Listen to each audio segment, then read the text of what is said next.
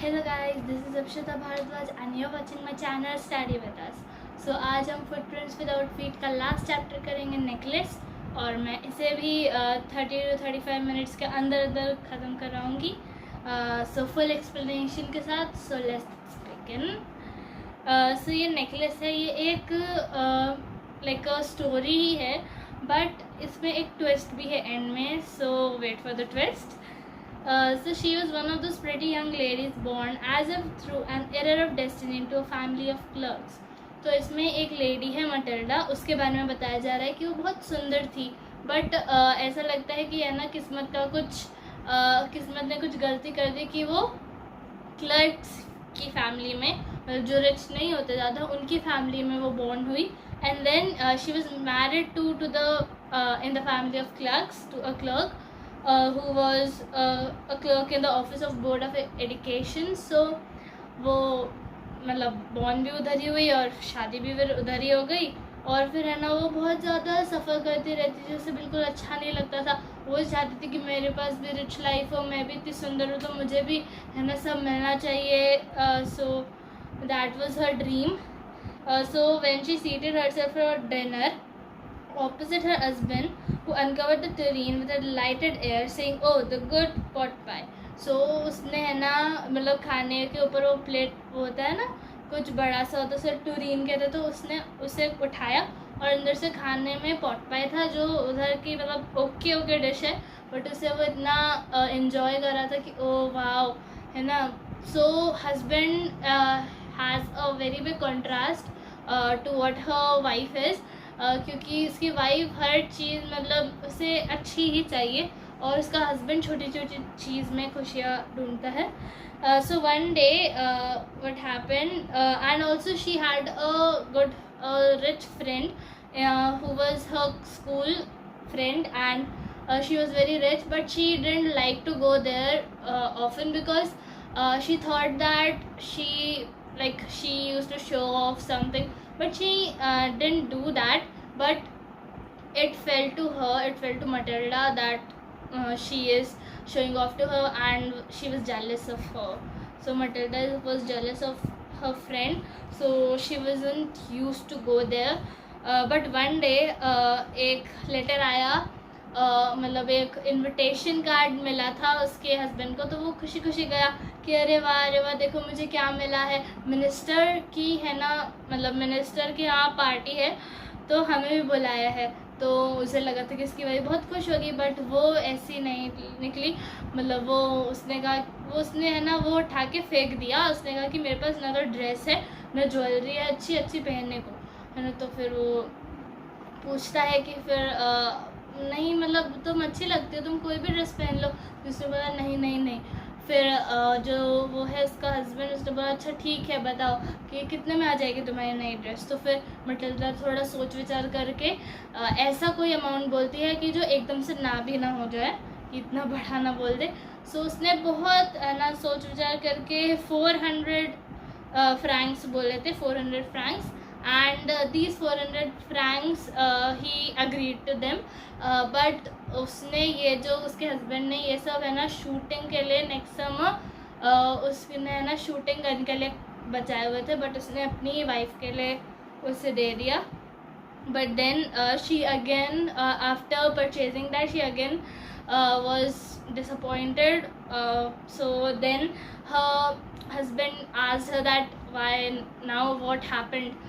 तो उसने बोला कि मेरे पास अब अच्छी ज्वेलरी नहीं है. तो उसने पहले आइडिया दिया कि तुम वाइट फ्लावर्स पहन सकती हो बट उसने बोला नहीं है ना. तो फिर उसके बाद उसने बोला कि तुम्हारी एक बहुत रिच फ्रेंड है तो मुझसे कोई ले लो अच्छी सी ज्वेलरी. तो फिर उसने बोला हाँ मैं कर सकती हूँ. तो फिर वो अपनी फ्रेंड के घर गई और उसने बहुत सारे मतलब उसने बोला कि मुझे कोई एक ज्वेलरी चाहिए, तो उसने सारे खोल कर रख दिए उसके सामने बहुत सारे.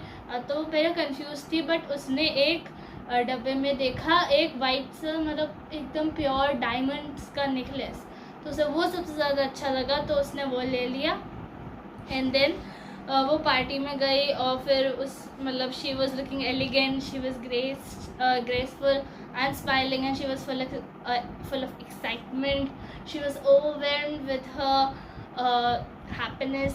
So then all night night that party went on. पर जब जाने की बारी आई तो वो है ना बहुत सारी लेडीज़ अपने आप को रिच फॉर में है ना रैप करके जा रही थी, मतलब एज शॉल होता है ना वैसे उन्होंने रिच फर के शॉल्स पहन रहे थे ऐसे ऊपर कवर करने के लिए, क्योंकि वहाँ ठंड बहुत होती है। बट उसके पास एक नॉर्मल था मटिल्डा के पास, तो वो ऐसा वो बिल्कुल उसकी ड्रेस और ज्वेलरी के साथ मैच नहीं करता था। तो उसने बोला अपने हस्बैंड से कि जल्दी चलो मुझे जल्दी जाना है। और फिर वो जल्दी गए है ना और घर पे गए। तो फिर उसके बाद उन्हें कुछ मिला नहीं, तो वो थोड़ी देर दूर तक क्या बोलते हैं पैदल गए एंड देन बट उन्हें कोई कैरेज नहीं मिला। तो वो थोड़ी देर तक तो चलते रहे, बट देन एक ओल्ड कैरेज मिला उन्हें पेरिस में, मतलब ऐसे पेरिस में ही थे वो इतनी ठंड में। So that time they both climbed on it and they sat there और फिर वो चले गए घर। बट देन जब वो अपना मतलब लास्ट लुक शीशे में अपनी ड्रेस को और ज्वेलरी को हटाने से पहले एक बार लास्ट टाइम वो अपने आप को देखना चाहती थी शीशे में मैं कैसी लग रही हूँ। बट देन उसने देखा कि उसका नेकलेस खो गया था, उधर था नहीं। उसने बहुत जगह ढूंढा, उसके हस्बैंड ने पुलिस में भी इन्फॉर्म किया और वहाँ जहाँ से वो आए थे उस जगह पे भी गए है ना, पर उसे कहीं नहीं मिला और उसे नींद भी नहीं आ रही थी है ना। नेकलेस खो गया इतना बड़ा महंगा और उसमें हिम्मत भी नहीं थी मटिल्डा में कि वो अपनी फ्रेंड को बोल दे कि ओ मेरे से खो गया। बट देन उसने क्या किया, उसने मतलब एक शॉप पे गई, उसने सोचा कि उसे रिप्लेस करके दे दे वो। तो उस शॉप पे वैसा ही नेकलेस एक 40,000 फ्रैंक्स का था जो उन्हें 36,000 फ्रैंक्स में मिल जाता।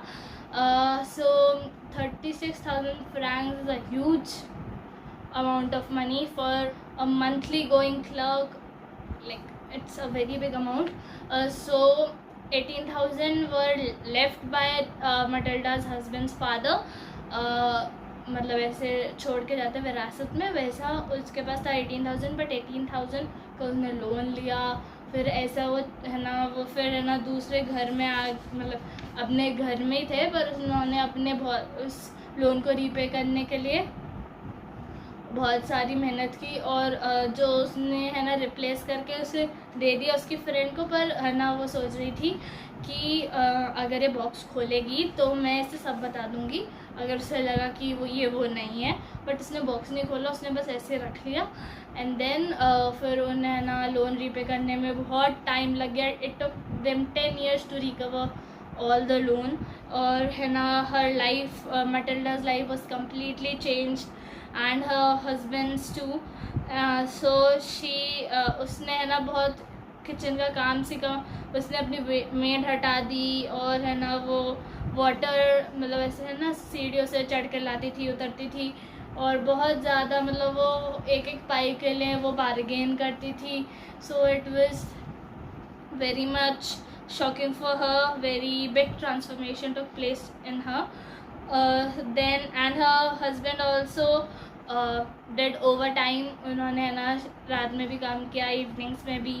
एंड वो एक मर्चेंट के यहाँ पे भी काम कर रहे थे, मतलब एक्स्ट्रा भी काम कर रहे थे। उन लोगों ने है ना अपने एटिक में मतलब अपने घर में ऊपर की तरफ रूम्स भी रेंट पे दिए, बहुत कुछ किया उन लोगों ने।